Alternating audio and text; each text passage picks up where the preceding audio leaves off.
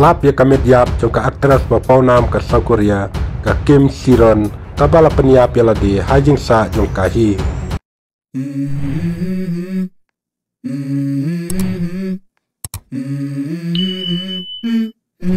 Let's go.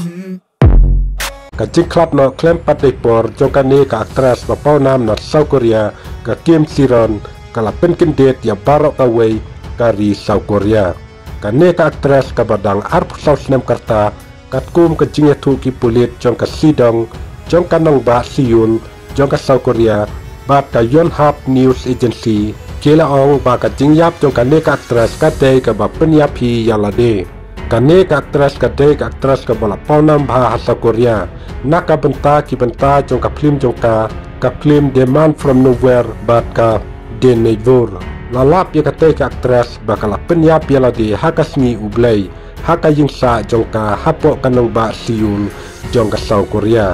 Lalap ya kamediap jongka daw perlok jongka kumta marmar ulap pun siya kipulit kane ka aktris Paunam ha jongki film hapo South Korea kabala mat ya kacing hadin bakala syak dan kuna hadu arpo million won kapisa South Korea namar bakala nyak kali hapo kacing di buaj. Bat katai kapor kala penmi ya kacing panma pakai Instagram akau jongka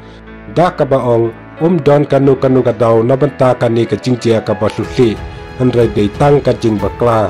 hadin kani kacing jia kabakala jaburom kala ino ya kabenta jongka haka series jongka SBS troli tang hadin bakala ino ya kas tempor bat kala jet ban numpet thamai ya kacing yate bat kani ka company kane ka aktris ka bala Paunam ba haka film Bloodhouse jongka Netflix ka kam ak film jongka Kim ka bala Paunam bat kamai baru haka film Gyal at Maidur ka bala penjob ya ka kum ka aktris thamai ka bat tritam haka Blue Dragon Film Award hadin kata kalayo ru ya ka kursnam haka Korean Film Award na benta ka jing tibit jongka haka film Demand from Nowhere. Habaya day bat kacing penyap jongka yalade umpat la batip ya kadau tenrai hadu menta andrai ki pulit ki dang yai toket ban lap ya ki sabut ki saki satar baro lapun kut ki pulit hakilat patai kubor.